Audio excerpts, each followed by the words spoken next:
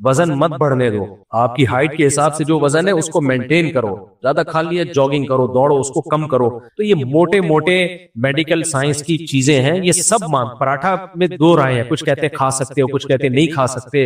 اختلاف کا فائدہ اٹھاؤ, کھا لو. ڈاکٹروں کی رائے میں بڑا اختلاف ہے, پراٹھا کھائیں کہ نہیں کھائیں. اجماع امت سے یہ, ڈاکٹروں کے اجماع سے یہ ثابت نہیں ہے, اس لیے ہم کھاتے ہیں صبح پراٹھا, اور دیسی گھی کا کھاتے ہیں, یہ ڈیزل کے نہیں کھاؤ. تو کیونکہ بہت زیادہ پھر وہ اعتدال سے تجاوز ہو جائے گا. ایک عام آدمی کے لیے یہی ہے, ورنہ عام آدمی کہاں سے لائے گا جو ابال کے اور ملٹی گرین, اور اس میں ٹینشن اتنی ہے نا ملٹی گرینوں میں. ایک دن میں نے ملٹی گرین آٹا پکایا, گھر والوں سے کہا کھانا بناؤ, تو میں نے کہا بس پراٹھا کھا کے مر جانا یہ زیادہ بہتر ہے ملٹی گرین آٹے سے کھا کے زندہ رہنے سے. مشکل ٹینشن میں نہ ڈالو, لیکن کچھ تو ہونا, وزن تو نہ بڑھنے دو نا کم از کم. تو اعتدال سے نا اپنی صحت کی پرواہ کرو. ہفتے میں کم از کم ایک دن جاگنگ کر لیا کرو, اگر روزانہ نہیں ہو رہی. اگر جاگنگ نہیں ہو رہی, واکنگ تو کرو میرے بھائی. چلو تو صحیح, رات کو یا شام کو یا صبح کو واکنگ تو کرو, کچھ تو ہلو تو کم وقتو. مقصد میرا مقصد یہ ہے, پڑے پڑے مر جاؤ گے. دفتروں میں بیٹھے ہوئے ہیں, وہاں بھی کھا رہے ہیں, پتہ نہیں پیٹ کیوں خراب نہیں ہوتا. مجھے جب دعوتوں میں لوگ کہتے ہیں نا آپ نے اتنا کیوں نہیں کھایا, میں کہتا ہوں وہ سمجھتے بہت پرہیزگار ہیں یہ حضرت جی دھونے والے لیے. میں کہتا ہوں میں ہضم نہیں کر سکتا یار اتنا جتنا تم لوگ ہضم کر رہے ہو. تو تم پہ حیران ہو رہا ہوں, کیونکہ عادت نہیں ڈالی نا ہم نے. لوگوں نے عادت ڈال کے نا اپنے معدے کے اسپیس کو بڑھایا ہوا ہوتا ہے, وہ کھائے جا رہے ہیں, ہضم ہو رہا ہے. میرے سے نہیں ہوتا ہضم. میں اگر صبح پیٹ بھر کے ناشتہ کیا, بہت زیادہ دوپہر پیٹ بھر کے, رات کو نہیں کھایا جائے گا, پھر رات کو ہلکا کھانا پڑے گا. کھائے جا رہے ہیں. اور لوگ کہتے ہیں ہمارا میدا بہت مضبوط ہے. یہ میدا مضبوط نہیں ہے, یہ ڈھیٹ ہے, یہ بدتمیز میدا ہے, یہ ڈھیٹ ہے, یہ مروائے گا تمہیں. وہ میدا زیادہ اچھا ہے جو تھوڑا زیادہ کھاؤ تو خراب ہو جائے. وہ سگنل دے دیتا ہے کہ بس آپ نے اس کو کھلا کے ڈھیٹ بنا دیا. وہ کہہ رہا ہے یار بس اب روزانہ خراب تھوڑی ہوتا رہوں گا میں. جیسے ایک ڈاکٹر نے بتایا, میں نے کہا رسم تو اتنا گندا پانی کراچی میں آ رہا ہے, لوگوں کے پیٹ خراب نہیں ہوتے. کہتے ہیں یہ اس لیے نہیں کہ پانی اچھا ہو گیا ہے, پیٹ عادی ہو گیا اس گندا پانی پینے کا, تو پیٹ خراب نہیں ہوگا, لیکن اس گندے پانی کے جو سائیڈ افیکٹ ہے وہ تو بہرحال ظاہر ہوں گے. پیٹ تو آپ کسی بھی علاقے میں جاؤ, 2-4 دن پانی آپ کا پیٹ خراب کرتا ہے, پھر پانی کی عادت ہو جاتی ہے انسان کو, لیکن اس میں جو گند ہے وہ تو پیٹ خراب کرے گا نا, وہ سوری باڈی کو خراب کرے گا وہ. تو اس لیے میرے بھائی صحت سے بڑھ کر دنیا میں کوئی نعمت نہیں ہے. وہمی نہ بنو, سب کچھ کھاؤ پیو, مصنوعی چیزوں کو بولو چھوڑ دو. اور یہ کولڈ ڈرنک سے زیادہ خطرناک یہ طاقت کے جوس ہیں. کہتے ہیں میں فریش ڈبے کا فریش جوس پیتا ہوں. جب ڈبے کا کہہ دیا تو فریش جوس ہے نہیں. یہ میں نے ایک دن بیان میں کہا تھا کہ ایک صاحب مجھے کہنے لگے کہ میں نا ایک ملٹی نیشنل کمپنی بڑی مشہور ہے, میں نام نہیں لیتا, اس کا وہ جوس پیتا ہوں میں, اورنج جوس. میں نے کہا اورنج بھی کہتے ہیں, اس میں وائٹامن سی ہوتا ہے. میں نے کہا یار لطیفہ سنانے سے پہلے بتا دینا چاہیے کہ بہت بڑا لطیفہ سنانے والا ہوں, تاکہ میں اس حساب سے اپنے لنگس میں اسپیس پیدا کروں ہنسنے کی. ایک دم اتنا بڑا لطیفہ سن کے نا بعض دفعہ ہارٹ اٹیک کا خطرہ ہوتا ہے. کمپنی کا جوس ہے, اس پہ کیا کہہ رہا ہے, وٹامن سی کہہ رہا ہے, اس میں لکھا ہوا ہوتا ہے. میں نے کہا بے وقوف کسی اور کو. یہ میں اس اسٹائل سے آپ کو اس لیے بیان کر رہا ہوں تاکہ آپ کو یقین آ جائے ڈبوں کے جو جوسز ہوتے ہیں کتنی عظیم الشان کمپنی ہو, وہ جاپانیوں نے کیوں نہ بنائی ہو. اس میں حلفیہ بول سکتا ہوں وٹامن سی بولو, نہیں ہوتا, ہو نہیں سکتا اس میں, کیونکہ وٹامن سی آپ جب اس کو گرم کرو گے یا اس میں کیمیکل ڈالو گے, اس کو سیو کرنا پڑتا ہے نا. وہ جوس ایسا تو نہیں ہے نا کہ ادھر ڈبے میں آیا ادھر لوگوں نے پی لیا, کم سے کم بھی 1.5-2 ہفتے تو دکان میں رہے گا نا وہ. تو وٹامن سی تو آپ لیمن جب نکال کے رکھتے ہو نا کافی دیر تک, اس سے اڑ جاتا ہے, غائب ہو جاتا ہے, جو بالکل آرگینک ہے. ادھر کہاں سے رہے گا. تو یہ وٹامن سی کے نام پہ بیوقوف بن رہے ہیں لوگ. ڈبے پہ لکھا ہوا ہوتا ہے, لکھنے پر گورنمنٹ نے کوئی پابندی لگائی ہے. میں کوئی ڈبہ بلاؤں اس ڈبے پہ لکھوں اتنا آئرن, اتنی میگنیشیم, اتنا پوٹاشیم, اتنا فلانا, اب کون جا کے چیک کرے گا ہے بھی کہ نہیں ہے. ہوتا کیا ہے, کمپنی کہتی ہے کہ جب ہم نے یہ ڈبے میں پیک کیا تھا تو یہ تھا, اس وقت کا لکھا ہوا ہے وہ, بس کمپنی اس کی ذمہ دار ہے, اس پہ کیس نہیں ہو سکتا. اب یہ نہیں کہ 1.5 ہفتے بعد بھی ہے, کمپنی کہے گی جب پیک کیا تھا بھائی تھا, اس وقت تھا. جیسے ایک آدمی کو عادت تھی چیزوں کو ٹھوکر مار کے پوچھتا تھا یہ کیا ہے, تو ایک بیچارہ جو ہے وہ گاؤں کا آدمی شیشے کے برتن لے کے جا رہا تھا پوٹلے میں باندھ کے, تو اس سیٹ نے اس برتن کو اس کو نہیں پتا تھا سیٹ صاحب کو کہ اس کے اندر شیشے کے برتن ہے. اس نے اس پوٹلے پہ زور سے ٹھوکر ماری پاؤں کی, بولا اس میں کیا ہے, کہہ رہے ہے نہیں, تھا اب نہیں. تو ہوگا vitamin C, vitamin C, iron مائرن کسی زمانے میں جب ڈبے میں اس کو ڈالا گیا تھا ہو سکتا تھا, اب نہیں ہے بھائی. میرا گلا بہت سینسیٹیو ہے, پیٹ بھی, مجھے لیب ٹیسٹ کرانے کی ضرورت نہیں پڑتی کسی جوس کی. گلا میرا فوراً بتا دیتا ہے کہ 2 نمبر چیز ہے. کچھ لوگوں کو اللہ نے کچھ دیے ہوتے ہیں ایسے سینسر لگائے ہوئے ہوتے, کتنی ہی اچھی کمپنی کا جوس ایک گلاس بھی پی لوں میرا گلا اور پیٹ بھی بتا دیتا ہے کہ غلط چیز گئی ہے پیٹ میں. لیکن آپ یہ فریش جوس پیو, گنے کا جوس بھی پی لو نا, حالانکہ اس میں بھی اوٹ پٹانگ چیزیں ڈالی جا رہی ہے, پھر بھی وہ ان پیکنگ کی جوسوں سے اچھا ہے وہ جو کمپنی پیک کر کے آپ کو پلا رہی. اول تو جوس پیو ہی نہیں, چاہے کوئی بھی جوس ہو, چاہے آرگینک ہی ہو. پھل پیدا کیا نا اللہ نے, سیب کھاؤ, سیب کا جوس کیوں پی رہے ہو؟ آم کھاؤ, آم کا جوس کیوں پی رہے ہو؟ انگور کھاؤ, انگور کا جوس کیوں پی رہے ہو بھائی؟ یہ سب چیزیں کھاؤ نا, کیا مصیبت ہے تمہیں؟ تو اس لیے یہ ڈبے وبے سب چھوڑ دو, یہ سب بیوقوف بنانے کی. ایک ڈاکٹر کی بات کر رہا ہوں, آپ لوگ کہیں گے مولوی صاحب کیوں میڈیکل سائنس کی باتوں میں گھس رہے ہو؟ بھائی ڈاکٹر کی بات کر رہا ہوں, بڑے ڈاکٹر, انہوں نے کہا جس چیز کا بھی ایڈ چل رہا ہے نا ٹیلی ویژن پہ کہ یہ کھاؤ, جس چیز کا بھی ایڈ چل رہا ہے اس کو کبھی بھی مت کھاؤ, کیونکہ ایڈ یہ مونیٹائز ہوتا ہے, کمپنی اس کے پیسے دیتی ہے, تو ایڈ چلا کے وہ کمپنی پھر اپنے پیسے اپنی پروڈکٹ بکوا کے وہ پورے کرتی ہے. وہ آپ کی صحت کے لیے کمپنی وجود میں آئی نہیں ہے. آج کل ہسپتال صحت کا کام نہیں کر رہے, جوس کی کمپنیاں تمہاری صحت کا کیوں خیال کریں گی بھائی؟ جن ہسپتالوں کا کام تھا ہیلتھ, وہ ذمہ داری پوری نہیں کر رہے, اور آپ سمجھ رہے ہو کہ کمرشل ایک کمپنی ہے جوس کی, وہ آپ کی صحت کا خیال کرے گی. تو یہ رمضان میں لوگ پی رہے ہوتے ہیں فلانا کمپنی کا جوس, فلانے کمپنی کا جوس, بیڑا غرق کر رہے ہو. جوانی میں کچھ پتہ نہیں چلتا. ہمارے دوست پٹھان آتے ہیں, ہمیں تو کچھ نہیں ہوتا. میں کہتا ہوں بیٹا ابھی کچھ نہیں ہوگا, پٹھانوں کی بھی اب وہ صحتیں نہیں رہے. پٹھانوں کے دادے 99 سال تک شادیاں کر رہے ہوتے تھے, اب کر رہے ہیں. کوئٹہ والوں کی ہڈی دیکھو, فولاد جیسی ہڈی ہوتی ہے پٹھانوں کی. ایک ڈاکٹر نے کہا پٹھان کی جو کوئٹہ اور یہ جو KPK میں پہاڑی علاقوں کے پٹھانوں کی ہڈی اتنی مضبوط ہے, اگر یہ صحت کا خیال کریں یہ 150 سال تک زندہ رہے. اتنی مضبوط ہڈی ہے. ہڈیوں کے اسپیشلسٹ نے مجھے بل واسطہ بتایا کسی کے ذریعے, اتنی مضبوط ہڈی آج رہی ہے پٹھانوں کی وہ صحت. آپ دیکھ لو, میں بھی پشاور سے ہو کر آیا, وہی یار 50 سال میں سب آڑے ترچے بھائی, 60 سال میں سب ٹیڑے میڑے. کوئٹہ میں بھی کوئی بلڈ پریشر کا مریض ہے, کوئی سانس کا پیشنٹ ہے, کوئی وہ گئے ونس اپون اے ٹائم. تو یہ سب کا بیڑا غرق کس نے کیا ہے؟ یہ سب اسی نے کیا ہے, چینی نے, بیکری آئٹم نے, کولڈ ڈرنک نے. اب گاؤں دیہاتوں میں بھی یہ چیزیں آ رہی ہیں بہت تیزی سے, ڈبل روٹیاں کھانا شروع کر دی انہوں نے.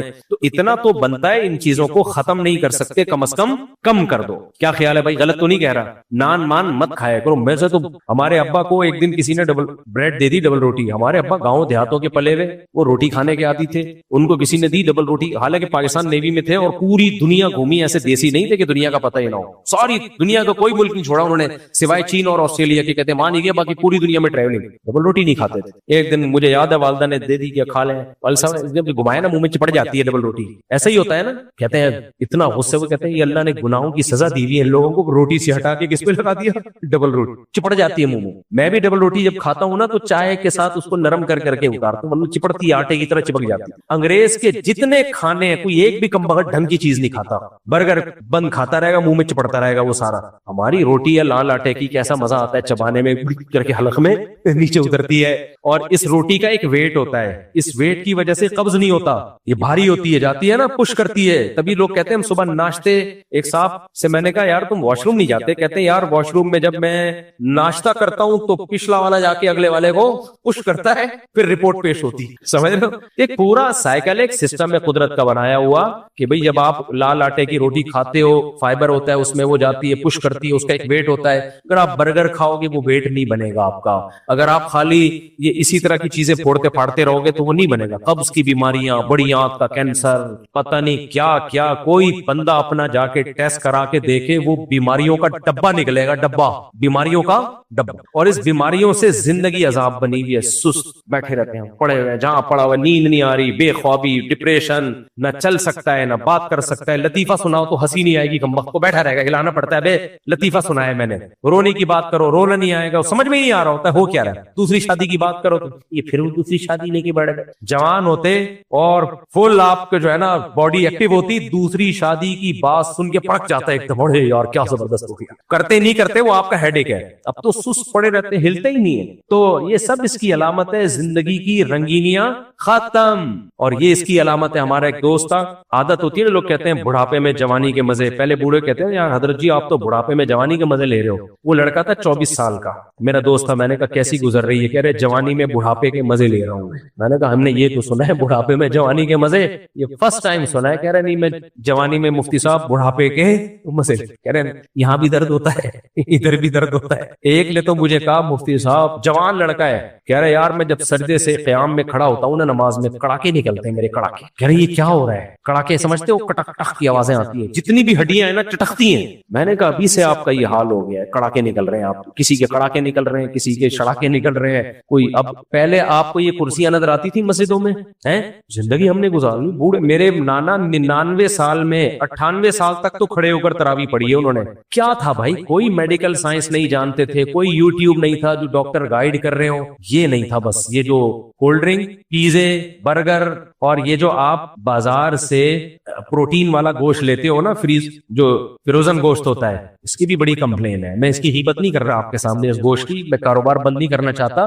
گوشت وہی اچھا ہوتا ہے, جاؤ ذبح کرواؤ اور لے آؤ. تازہ تازہ نہیں بولوں گا, وہ ولاگ یاد آ جاتا ہے وہ لوگوں کا نہیں جو منہ پہ لال ماسک لگا کے آتا. اٹ از کالڈ گوشت. یہ پھر جو فروزن گوشت ہوتا ہے پتہ نہیں کتنے کتنے مہینوں میں, بعض لوگ کہتے ہیں, میں کسی پہ الزام نہیں لگا رہا, ہو سکتا ہے کچھ لوگ کرتے ہوں کچھ نہ کرتے ہوں, لیکن بہت سی کمپنیاں اس میں انجیکشن دے دے کے اس کو سیو کرتی ہیں. کچھ ذائقے کے انجیکشن دیے جاتے ہیں مسالوں کے لیے تاکہ وہ اندر چلا جائے, اس میں کیا کیا ڈالا جا رہا ہے. میرا دوست کل آیا مچھلی لے کے, کہتا ہے اب میں باربیکیو کروں گا مچھلی کا. میرے لیے الگ مچھلی بنائی ہے بغیر مسالے والی, حالانکہ میں مسالوں کا شوقین ہوں. کیوں, میرے اتنے تجربے ہیں, یہ باہر کے مسالے جب لگتے ہیں نا, اب مچھلی کھانے کا فائدہ کم ہوگا, اس مسالے کو پیٹ میں اتارنے کا نقصان بولو زیادہ ہوگا. میں نے کہا نہیں, مسالہ بناؤ گھر کا مسالہ, ادرک لہسن وسن جو بھی کالی مرچ والی وہ بنا لو. آپ پسا ہوا مسالہ باہر سے خرید رہے ہو نا, مجھے ایک بہت ایماندار تاجر نے بتایا ہے جو 2 نمبری نہیں کرتا, اس نے بتایا کہ میں 2 نمبری نہیں کرتا, لیکن کچھ 2 نمبریاں ایسی ہیں وہ کرنی پڑیں گی مجھے, اور میں بتا کے کرتا ہوں وہ, اور میں بتاتا ہوں بھائی یہ ملاوٹ اس میں ہے اور ہر جگہ ہے تاکہ میرا مال حرام نہ ہو. وہ 2 نمبری کہہ رہا ہے ہلدی کو جب ہم پیستے ہیں اس میں کلر بولو ملاتے. میں نہیں کہہ رہا سارے کرتے ہوں گے, ہو سکتا ہے کچھ لوگ نہ کرتے. آپ کو ہلدی چاہیے, ہلدی کی وہ لے کر آؤ, اس کو خود کوٹ لو, تھوڑا سا کمر میں درد ہوگا پھر ٹھیک ہو جائے گی, ٹھیک ہے. کالی مرچ کا پاؤڈر بھی میں نے استعمال کرنا چھوڑ دیا ہے. کچھ بھروسہ نہیں ہے بھائی ملک میں کیا ہو رہا ہے. ایک دفعہ میں جوڑیا بازار گیا تو بہت دفعہ ہوں, لیکن ایک دفعہ میں نے یہ منظر دیکھا مسالوں کے مارکیٹ میں. میں جب اندر گھسا ہوں نا, اتنے بڑے بڑے چوہے, اتنے بڑے بڑے, وہ سب چیزیں کھا کھا کے نا اتنے مشٹنڈے ہو گئے. میں ولاگ بنا سکتا تھا, لیکن میں نے کہا کسی کا کاروبار کا بیڑا غرق ہوگا. آپ کہہ سکتے ہو لوگوں کا جو بیڑا غرق ہو رہا ہے, تو ایک بندہ کر رہا ہو نا, وہاں تو ماشاءاللہ ہر دوسرے تیسرا آدمی, ہر دوسرا تیسرا کی دکان کا یہی حال. ڈسپلے بڑا خوبصورت, بادام پستے, ڈسپلے پہ آپ جائیں گے نا, صاف ستھرے بادام, صاف ستھرے پستے, ایسا خوبصورت. پیچھے گودام جہاں سے یہ آ رہا ہے, میں گھسا ہوں اس گودام میں, جو منظر میں نے وہاں دیکھا ہے نا, پیچھے جو گودام کی حالت تھی. اس نے کہا بھائی یہی سسٹم کیا چل رہا ہے, یہی سسٹم چل رہا ہے. پیچھے گودام, ڈسپلے پہ تو بڑا صاف ستھرا ہوتا ہے. ایک آدمی نے بتایا میں بہت بڑے ہوٹل میں گیا, اتنا صاف ستھرا ہائیجینک کھانا ان کا زبردست. کہہ رہا میں ایک دن کچن میں گیا ہوں نا, پیاز پہ جو کٹ رہے تھے لوگ پاؤں رکھ رکھ کے چل رہے تھے اس پیاز پہ, ملازمین. سمجھ میں آ رہی ہے کہ نہیں آ رہی؟ پیاز کا ڈھیر لگا ہوا نا, تو جگہ نہیں مل رہی, اسی پہ سے چل کے چلا. اندر کچھ اور ہوتا ہے. باہر ملکوں میں تو بڑا خیال کیا جاتا ہے. سعودی عرب میں کچن میں کیمرے لگے ہوتے ہیں, بیک میں خوراک والے 24 گھنٹے بندے بٹھائے ہوئے, دیکھتے رہو گے. ہمارے ہاں ایسا کوئی سسٹم ہے بولو, کہیں کوئی کیمرہ دیکھا آپ نے؟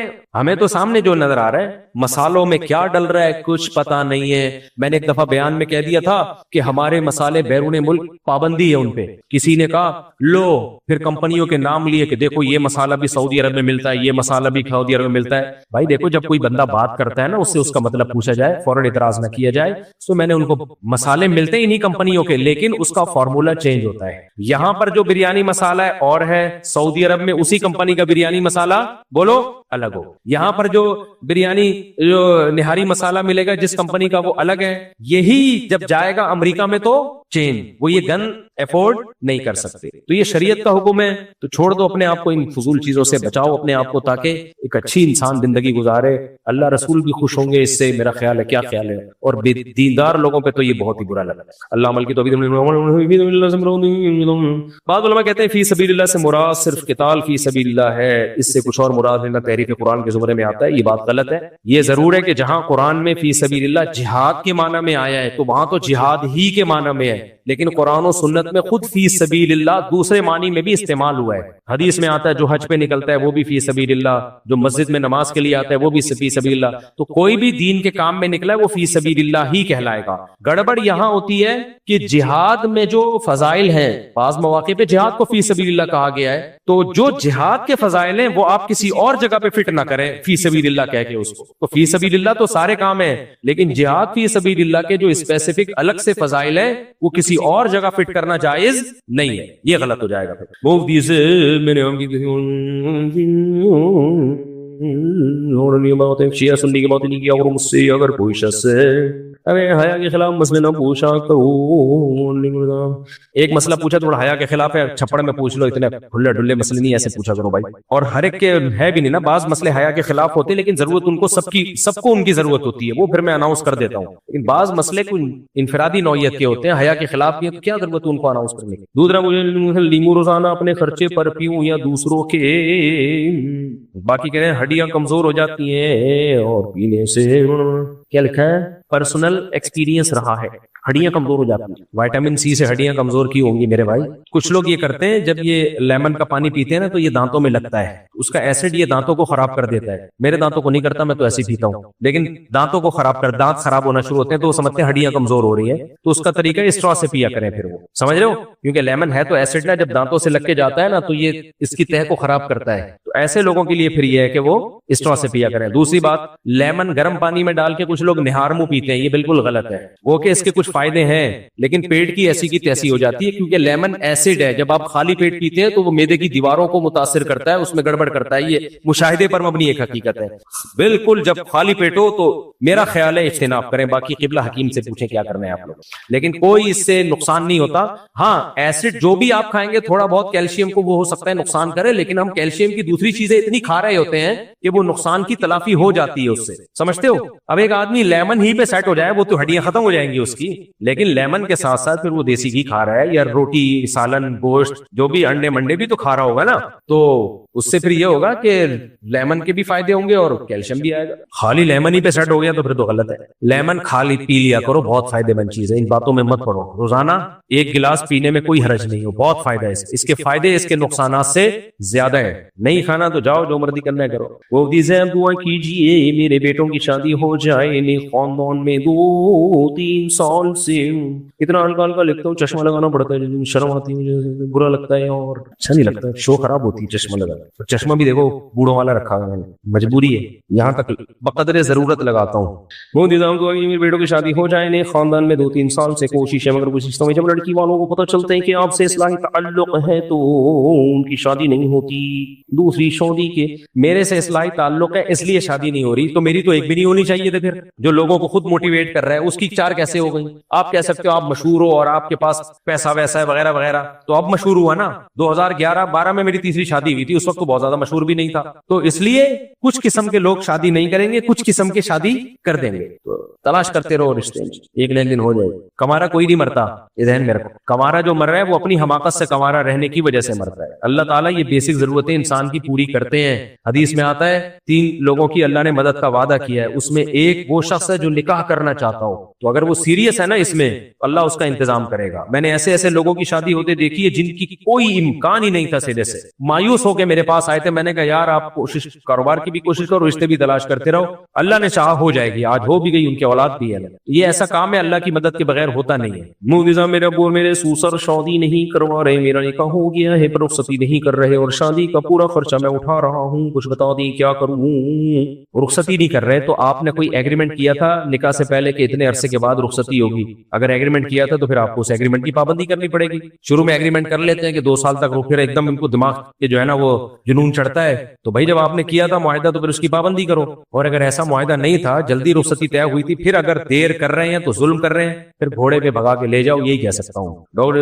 ڈاکٹر اسرار صاحب کہتے ہیں کہ جب تک دین مغلوب ہے اس وقت تک کوئی کاروبار جائیداد بنانا دنیا میں رہنا حرام ہے. پتہ نہیں ڈاکٹر اسرار نے ایسا کہا بھی ہے کہ نہیں کہا، بعض لوگ ایسا کہتے ہیں، لیکن اس سے دین غالب ہونے کے بجائے اور مغلوب ہو جائے گا، کیونکہ جائیدادیں بھی نہیں ہوں گی، کاروبار بھی نہیں ہوگا، تو مسلمان اور کمزور ہو جائیں گے. تو تھوڑا بہت جو غلبے کا امکان تھا وہ بھی مارکیٹ سے شارٹ. ڈاکٹر صاحب نے ایسا کہا نہیں ہوگا میرا خیال ہے.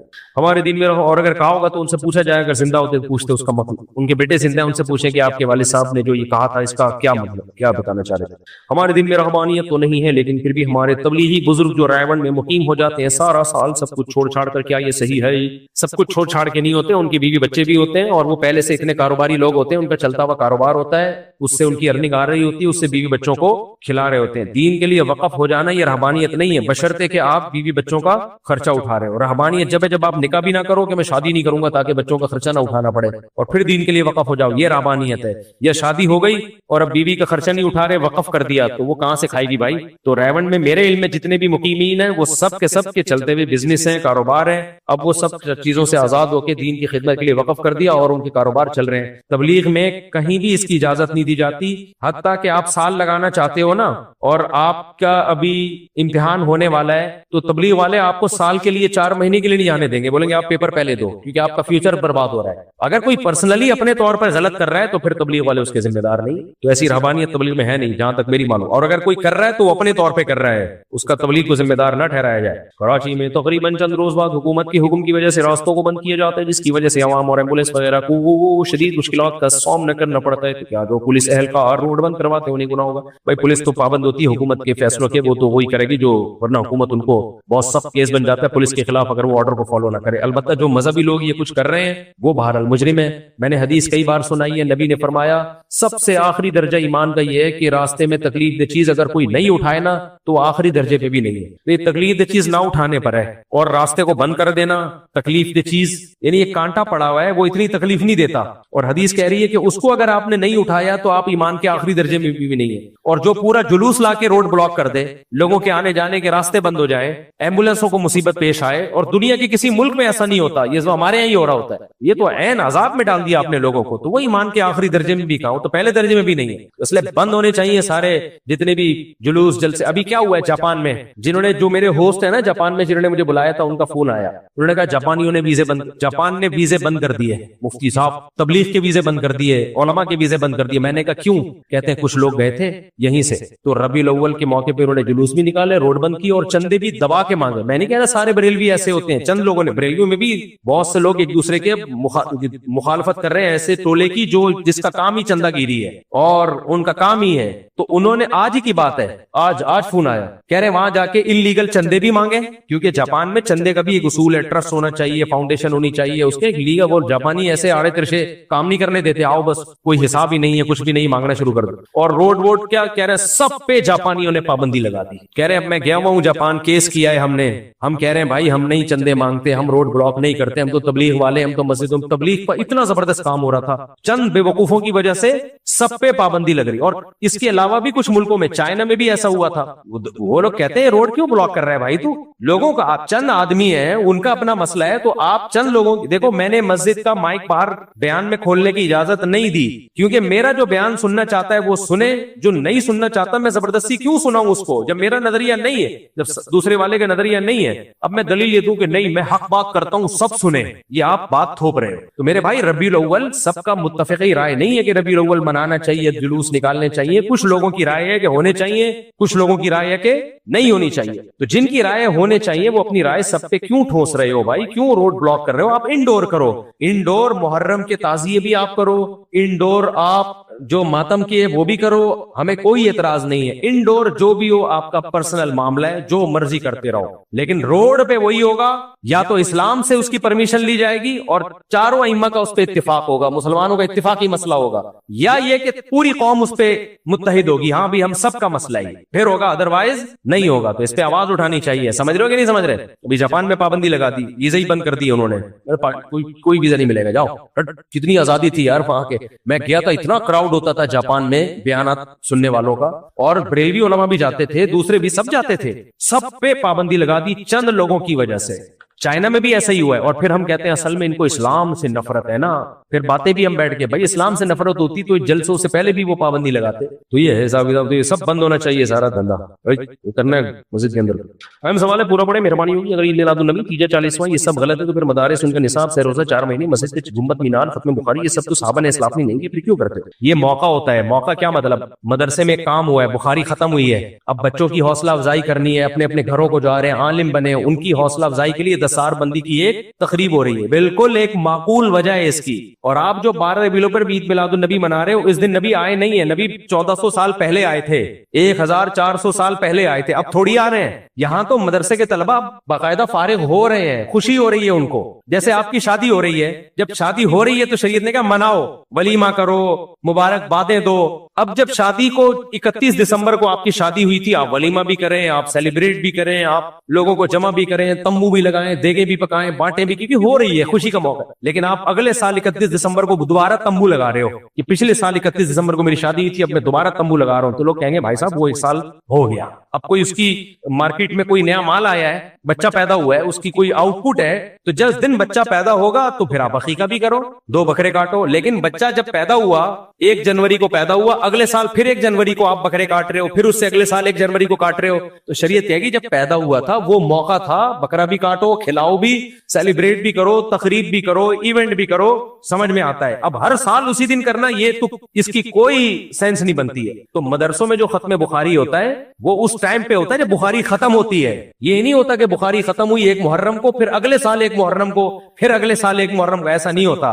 سمجھ میں آ رہی ہے بات کہ نہیں آ رہی ہے؟ اور باقی تبلیغی جماعت میں جو ایک ریون کا اجتماع ہوتا ہے، یہ تو بھائی ایک ضرورت ہے لوگوں کی، کیونکہ شریعت میں تبلیغ فرض ہے، اس کا کوئی متعین طریقہ اسلام نے نہیں بتایا اور ہم پہ چھوڑ دیا کہ جس زمانے میں جو طریقہ سوٹیبل لگے اس طریقے کو اختیار کیا جائے. تو اہل اللہ کو، بزرگوں کو یہ طریقہ سوٹیبل لگا کہ اس طریقے سے لوگوں کو مسجدوں میں لے جایا جائے، ٹائم لگایا جائے، تو اس سے لوگوں کو فائدہ ہوگا، تبھی وہ اس کو نہ سنت کہتے ہیں. اور اگر وہ یہ سمجھیں گے اس طریقے میں نقصان ہو رہا ہے تو چھوڑ بھی دیں گے، لیکن چونکہ نقصان ہو نہیں رہا، فائدہ ہو رہا ہے، اس لیے پکڑا ہوا انہوں نے. اور رائیون بھی کوئی جگہ خاص نہیں ہے، رائیون میں جگہ لی ہوئی ہے.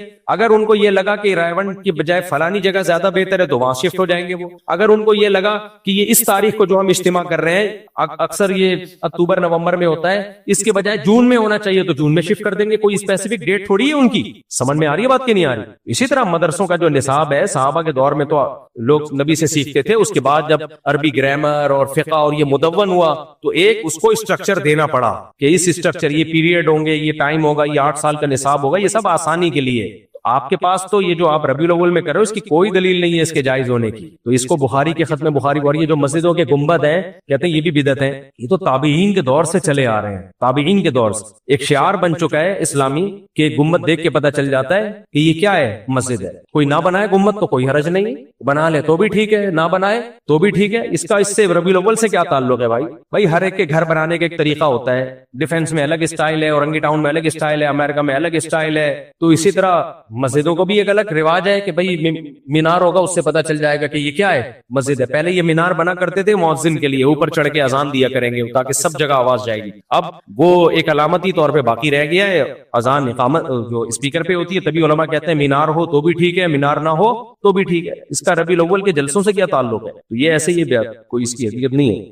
اگر یہ بدعت نہیں ہے تو پھر بدعت ہے کیا؟ ہمارا یہ سوال ہے. بدعتی سے نا الزامی جواب پوچھا کریں، اس سے کہیں پھر یہ جو حدیث میں آتا ہے جو ہمارے دین میں کوئی نئی چیز ایجاد کرے وہ بدعت ہے، تو اس سے کیا مراد ہے؟ کیا اس سے یہ مراد ہے چرس پینا، ہیروئن پینا؟ وہ دین میں ایجاد تھوڑی ہے، وہ تو ویسے ہی حرام ہے نا. دین میں ایجاد کا مطلب دین نے ذمہ داری نہیں لی اور آپ نے اس کو ایجاد کر کے کس کے کھاتے میں ڈال دیا؟ اسلام کے کھاتے میں ڈال دیا. یہ ہے بدعت. دیکھو غالباً عبداللہ بن مسعود تھے یا حضرت عباس تھے یا عبداللہ بن عباس، 3 صحابی میں سے ایک تھے. مجھے کیونکہ 20 سال ہو گئے یہ واقعہ پڑے ہوئے تو مجھے ہو سکتا ہے صحابی کا نام لینے میں غلطی ہو رہی ہے. انہوں نے مسجد میں لوگوں کو ذکر کرتے ہوئے دیکھا، اجتماعی نابینا ہو گئے تھے آخری عمر میں. حضرت عباس رضی اللہ تعالیٰ عنہ تھے یا عبداللہ بن عباس، دونوں میں سے کوئی، غالباً عبداللہ بن عباس تھے. میں صحیح پہنچا ہوں کیونکہ آخری عمر میں وہ نابینا ہوئے تھے اور حضرت عباس تو عمر میں بھی زیادہ تھے. عبداللہ بن عباس میں دیکھا ہے نا آخری زمانہ. تو عبداللہ ابن عباس نے جب دیکھا نا اجتماعی حلقے لگا کے لوگ ذکر کر رہے ہیں، غالباً روایت میں آتا ہے آپ نے کہا کہ پتھر مار کے ان کو باہر نکالو. کیوں؟ نبی صلی اللہ علیہ وسلم کے دور میں اس طرح نہیں ہوتا تھا. اس لیے علماء نے لکھا ہے ذکر کے لیے تداعی کا مطلب لوگوں کو جمع کر کے اجتماعی حیات پہ ذکر کرنا، یہ جائز نہیں ہے. ایک ہوتا ہے لوگ بیٹھے ہوئے ہیں ان کو ذکر پہ لگا دینا، یہ اتفاقی اجتماع ہے، یہ جائز ہے. جیسے آپ لوگ آئے ہوئے ہو اب مجھے لگا کہ یار ان کو یہ بیان اتنا عرصے سے سن رہے ہیں، ذکر کرنے کی کم وقتوں کہنے والا تھا لیکن مناسب نہیں ہے، ان کو ذکر کرنے کی عادت نہیں ہے، صرف شادیاں سنتے رہتے ہیں، پراٹھوں کی باتیں سنتے رہتے ہیں، پیزے برگر کولڈ ڈرنک سنتے رہتے ہیں، چھوڑیں گے پھر بھی نہیں، تو ان کو کچھ اللہ سکھاؤ، تو میں آپ سب کو لگا دوں بھائی چلو 100 دفعہ لا الہ الا اللہ پڑھو۔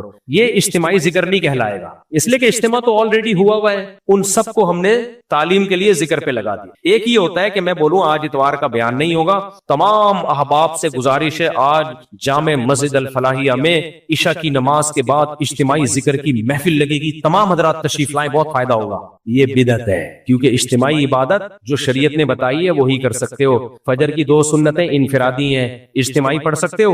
نہیں پڑھو گے تو کیا بن جائے گی؟ بدعت، کیونکہ 2 فرض اجتماعی ہوں گے، 2 سنت نہیں۔ ظہر کی 4 سنت انفرادی، فرض کیا ہے؟ اجتماعی۔ تو عبادت میں اپنی طرف سے آپ اجتماع ایڈ نہیں کر سکتے۔ تہجد کے لیے اجتماع بھی جائز نہیں ہے، میں الفلاحیہ مسجد میں رات کو 4 بجے تہجد ہوگی، تمام محلہ اور جتنے بھی لوگ ہیں ان سے گزارش ہے تشریف لے آئیں، سارے محلے والے آ رہے ہیں، بھائی بدعت ہے۔ صرف رمضان میں تراویح کے لیے اجتماع ہو سکتا ہے، اس کے علاوہ اجتماع نہیں ہو سکتا۔ ہاں اتفاقی اجتماع ہو جائے، میں تہجد پڑھ رہا ہوں، آپ آئے، آپ نے کہا چلو میں بھی نیت مان لوں، یہ ٹھیک ہے۔ صحابہ میں ایسا ہی ہوتا تھا، نبی صلی اللہ علیہ وسلم تہجد پڑھ رہے ہوتے تھے، صحابہ بھی آپ کے پیچھے آگے نیت باندھ لیتے تھے۔ تداعی سمجھتے ہو لوگوں کو جمع کر کے بلانا۔ تو عبداللہ بن عباس نے کیا دیکھا؟ اجتماعی ذکر کی محفل ہے، اتنا غضبناک ہوئے۔ اب ہمارے بریلوی بھائیوں سے میں پوچھتا ہوں، یہ حدیث تو آپ بھی صحیح مانتے ہو، اس کو میں کسی وقت موقع ملا تو ریفرنس کے ساتھ انشاءاللہ اس کو پیش کر دوں گا۔ تو وہ تو ذکر کر رہے تھے نا، اب کوئی ان سے کہتا کہ اس کی ممانعت کی دلیل بتاؤ، کہاں لکھا ہے کہ یہ اجتماعی ذکر ناجائز ہے؟ تو یہی کہا جائے گا بھائی عبداللہ بن عباس یہ دیکھ رہے ہیں کہ کہاں لکھا ہے کہ یہ جائز ہے؟ نبی نے نہیں کیا، صحابہ نے یہ اجتماعی ذکر اس طریقے پہ نہیں کیا، تو اس کا مطلب یہ جائز نہیں، یہ انفرادی طور پہ آپ کریں، اس طرح ہیئت بنا کے کرنا یہ ٹھیک نہیں ہے۔ تو وہ لوگ اگر یہ سب کچھ دیکھ لیتے جو ہم ربیع الاول میں کر رہے ہیں، وہ تو اتنی سی چھوٹی سی چیز پہ عبداللہ بن عباس کو، صحابی رسول کو اتنا غصہ آ گیا، وہ جب یہ دیکھتے کہ اتنا کچھ ہو رہا ہے اور یہ ایسے تمبو لگ رہے ہیں اور ایسی بتیاں اور ایسے روڈ جام اور وہ ناچنا گانا تک بھی شروع ہو گیا، اب تو کیک کٹ رہے ہیں اور پتہ نہیں کیا کیا ہو رہا ہے، تو کہاں وہ پتھر مارنے کا نہیں کہتے، وہ کچھ اور مارنے کا کہتے ہیں۔ لیکن میں بتا رہا ہوں کہ صحابی رسول کو کتنا غضب آتا، وہ بدعت کے بہت شدید خلاف تھے صحابہ کرام، بدعت کو نہیں پنپنے دیتے تھے وہ لوگ۔ اتنی چینجنگ کی اجازت نہیں دی ہے کہ عید کی نماز سے پہلے جو نبی خطبہ عید کی نماز کے بعد دیا کرتے تھے، اور جمعے میں عید کی نماز سے پہلے، تو ایک خلیفہ نے کیا کیا؟ عید کا خطبہ بھی عید کی نماز سے پہلے شروع کر دیا، اس پہ احتجاج شروع کیا صحابہ نے۔ یہ کون سی بدعت شروع کر دی بھائی تم نے؟ جو خطبہ بعد میں وہ بعد میں رہے گا، جو پہلے ہے وہ پہلے رہے گا۔ فجر کی 2 رکعتیں 2 رہیں گی، 3 نہیں ہو سکتی۔ تو بدعت یہ بھی نہیں ہے، تو بھائی پھر بدعت ہے کیا؟ واٹ از بدعت؟ بس اقامت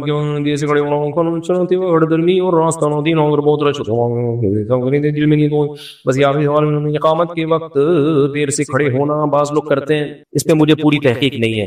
بعض لوگ حی علی الصلاۃ پہ کھڑے ہوتے ہیں، فقہ کی کچھ کتابوں میں اس طرح لکھا ہوا ہے، اس کے دلائل کیا ہیں؟ حقیقت یہ ہے کہ میرا اس پہ پوری طور پر ریسرچ نہیں ہے، تو میں جب تک پوری ریسرچ نہیں کر لوں گا اس میں بات نہیں کروں گا۔ کار چلاتے وقت ہٹ دھرمی اور راستہ نہ دینا، اگر بہت رش ہو تو بائک والے سب ایک ساتھ گزرنے لگے اور دل میں نیت ہو کہ میری گاڑی کو نہ مار دیں، اتنا مشکل مسئلہ پوچھا ہے، ایک گلاس نیمبو اور پوچھنا۔ کار چلاتے وقت ہٹ دھرمی اور راستہ نہ دینا، بہت رش ہو تو بائک والے سب ایک ساتھ گزرنے۔ بعض دفعہ یہ ہوتا ہے، میں سمجھ گیا کیا پوچھنا چاہ رہے ہیں، بعض دفعہ یہ ہوتا ہے کہ آپ دوسروں کو جب راستہ دیتے ہو نا، بس آپ گئے قیامت تک۔ ہمارے ہاں گلی میں ایسا ہوا، ایک صاحب کی غلطی سے انہوں نے کہہ دیا پہلے آپ، گاڑی لے کے کھڑا ہوا تھا یہاں پہ، جب پہلے آپ اس نے کہا نا، اچھا تھی شب بارات اور قبرستان جانے والوں کا رش تھا، نبی کی محبت میں کہاں جا رہے تھے؟ قبرستان، اور روڈ فل جیم، تو گزر، اب ایک کو راستہ، اسی کے پیچھے دوسری گاڑی، اسی کے پیچھے تیسری گاڑی، اب چوتھی پانچویں گاڑی کو نہیں پتا یہ بندہ آدھے گھنٹے سے کھڑا ہوا ہے یہاں پہ، ہر گاڑی سمجھ رہی ہے کہ میں پہلے آیا ہوں۔ اب وہ کیا ہوا کہ اب اس کو کوئی راستہ ہی نہیں دے رہا، وہ کہہ رہا ہے یار میری غلطی ہو گئی، میں نے ایک گاڑی گزرنے دی۔ اب وہ گاڑی والوں کو کہہ رہا ہے یار تھوڑی دیر رک جاؤ، میں گھنٹے سے یہاں کھڑا ہوا ہوں، میرے پیچھے 2 گاڑی ہیں، ہم گزر جائیں گے، لیکن گاڑی والے ڈھیٹ، کیونکہ جا کہاں رہے ہیں؟ شب برات منانے، قبرستان میں مردوں کی بخشش کروانے۔ اتنی نہیں ہو رہی کہ یار ایک آدمی ریکویسٹ کر رہا ہے 2 گاڑی ہیں، تم ذرا بریک لگا دو، اس کو گزرنے دو، کیونکہ نہیں گزرنے دو گے تمہارے پیچھے تو گاڑیوں کی لین ہے، ایک لائن ہے پوری، اس کو تو گھنٹہ لگ جائے گا کھڑے کھڑے یہاں۔ نہیں، میں یہاں بیان کر رہا تھا، آواز آئی گالیوں کی نا، میں نے کہا پتہ نہیں کیا ہوا، دیکھا وہ گتم گتا وہ لڑائی پھر جب تفتیش کی تو پتا چلا بھائی ایک آدھا گھنٹے سے یہاں کھڑا ہوا ہے گاڑی کے پیچھے، گاڑی چپکی ہوئی ہے، کوئی اس کو گزرنے نہیں دے رہا، اس کی غلطی تھی کہ پہلی گاڑی کو اس نے جانے دیا تھا۔ تو یہ ہے قبرستان جا رہے ہیں مردوں کی، اور شب برات پہ جو ڈرامے بازیاں ہو رہی ہیں قبرستان پہ، اب تو وہ خواتین بھی جا رہی ہیں چمک چھلو بن کے جا رہی ہیں قبرستان مردوں کو بخشوانے کے لیے۔ لوگ چاہ رہے ہیں کاش ہم بھی اسی قبر میں لیٹے ہوئے ہوتے، کتنا اچھا موسم چل رہا ہے یہاں پہ، سب ڈرامے بازی ہے میرے بھائی، شب برات کے نام پہ سب ڈرامے چل رہے ہیں، ربیع الاول کی الگ کہانیاں ہیں، محرم کی الگ کہانیاں، یہ سب مولویوں کے منجن ہے۔ یہ کیا ہے؟ انٹرٹینمنٹ ہے جس کو ایک دوسرا، عبادت تو کوئی نہیں کر رہا ہوتا شب برات میں، کچھ لوگ ہوتے ہیں جو گھروں میں کر رہے ہوتے ہیں، باقی تو سب یہی چل رہا ہے مارکیٹ میں، چمک چھلو بنی ہوئی لڑکیاں اور لڑکے نہا دھو کے تیار ہوئے ہوئے ہوتے ہیں سب۔ آخری سوال پوچھ لو، یہ بیچارہ کافی دیر سے کر رہا ہے، جہاں اتنا صبر کیے بیٹھ گیا یار۔ یوسف صاحب دو سوال تھے میرے، ایک کا تو آپ نے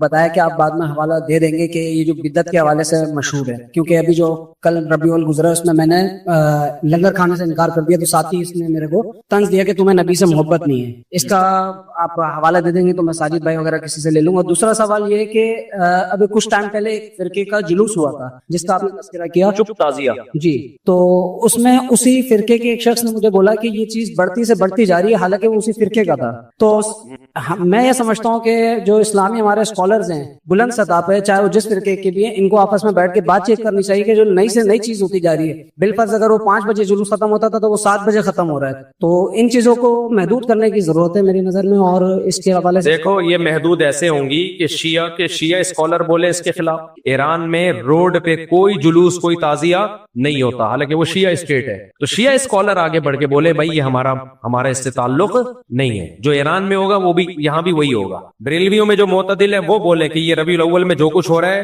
یہ کیا ہے، غلط، ہم بولیں گے تو ہمیں تو ویسے ہی خوش کے وہابڑے کہتے ہیں یہ لوگ، تو وہ ہم تو بس ممبر پہ ایک ترغیب دے سکتے ہیں کہ بھئی شیعہ میں جو معتدل علماء ہیں، جیسے ایک شیعہ عالم نے ٹی وی میں بیان دیا تھا کہ ایران میں فتویٰ آیا ہے کہ شیخین ابو بکر و عمر کو برا بلا کہنا حرام ہے۔ مجھے بڑی اچھی لگی تھی ان شیعہ عالم کی یہ بات، انہوں نے ٹی وی پہ اناؤنس کیا کہ ایران میں یہ وہاں کے کوئی مفتی ہیں، ان کا فتویٰ ہے کہ بھئی یہ صحابہ کو برا بلا کہنے پر یہ جائز نہیں ہے۔ اس طرح کے لوگوں کو، لیکن ہر مسلک میں نا پسند شدت پسند مولوی ہی کو کیا جاتا ہے، یہ ہمارا مزاج ہے۔ اعتدال والے آدمی کو لوگ پسند ویسے ہی نہیں کرتے، لوگ کہتے ہیں یہ مولوی تو محفل سجاتا ہی نہیں ہے، لوگوں کو یہی پسند ہے کہ دے دنا دنا، اس اسٹائل ہی یہی ہے۔ السلام علیکم ورحمۃ اللہ۔